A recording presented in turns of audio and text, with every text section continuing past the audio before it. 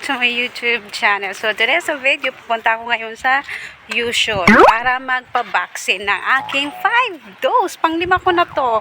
So ngayon, samahan nyo ako. Pupunta tayo ngayon. So ngayon, mag-isa lang doon ang amo ko sa bahay.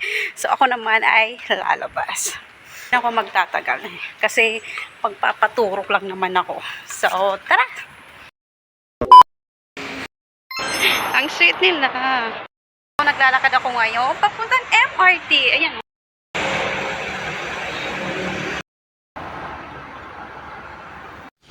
Need ko mag-top up sa aking Isling card kasi wala na siyang laman. Bakit? Kasi kung lalabas ka rito, di mo na kailangan ng cash as long as may laman yung Isling card mo. Kaya lalagyan natin siya ng $10.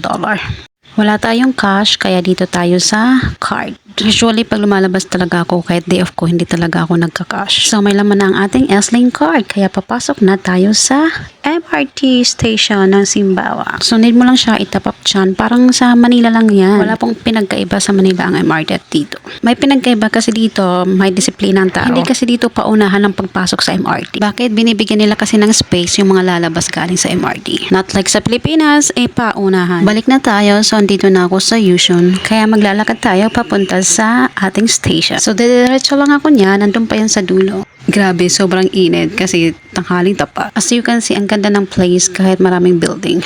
Maglalakad tayo ng bonggang-bongga kasi malayo pa yung pedestrian. Sinabihan naman ako ng amo ko na mag-bus na lang daw ako. Maglalakad tayo hanggang doon sa dulo kasi pupunta ako dyan. Dyan ako magpapa-vaccine. Napagod ako. Grabe. Hiningal tayo ng bonggang-bongga. Ang gagawin na lang natin ay tatawid na tayo ng pedestrian. Kaya pupunta na tayo doon. Ito kasi yung place na malapit sa amin. Kaya dito na ako nagpa-appointment. So dito na ako. At bawal ang camera dito. Kaya pipila na tayo dito sa Q station para bigyan tayo ng number. Papasok na tayo dito sa entrance. Actually dati is open door lang to. Pero ngayon may room na. So, tinawag na yung number natin, kaya uupo na tayo para magpaturok ng atin. So, ang napili ko ay Moderna kasi yung dati ay Pfizer ako, and Moderna, Pfizer, Moderna. Alternate lang silang dalawa. Actually, yung nag-interview sa akin, sabi, every 1 year daw ito gaganapin. And dati kasi, every 6 months ang vaccination dito.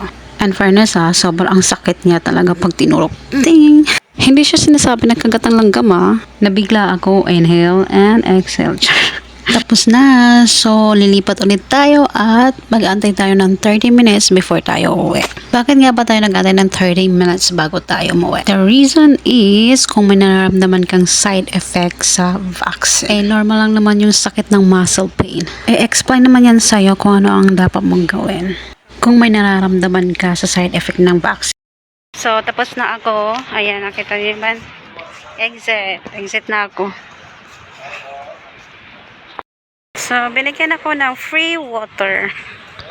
Maglalakad ulit tayo papuntang MRT. Mag-window shop kasi ako at punta ako sa Sun Plaza. Magtingin-tingin ba? Pumasok ako dito sa Sun Plaza kasi punta tayo dito sa Watson. O to the M to the G. Oh my God. Napakamahal. Hindi afford. Napakamahal ang serum nila. Pero legit, ang ganda. Sa sobrang ganda, hindi na ako bumili kaya pumunta na lang ako dito sa fast food. Bibili kasi ako ng carrot cake para sa aking employer. Walang katapos ang paglalakad, so pauwi na ako. Dito na ako sa amin. Dito na ako sa Simbawang. So pauwi na ako kasi nag-antay na yung amo ko. At saka bumili na rin ako ng lunch niya. Ito ay carrot cake. Grabe ang init. Kahit may payong ako, kaya hanggang dito na lang nagtatapos ang aking vlog for today's video.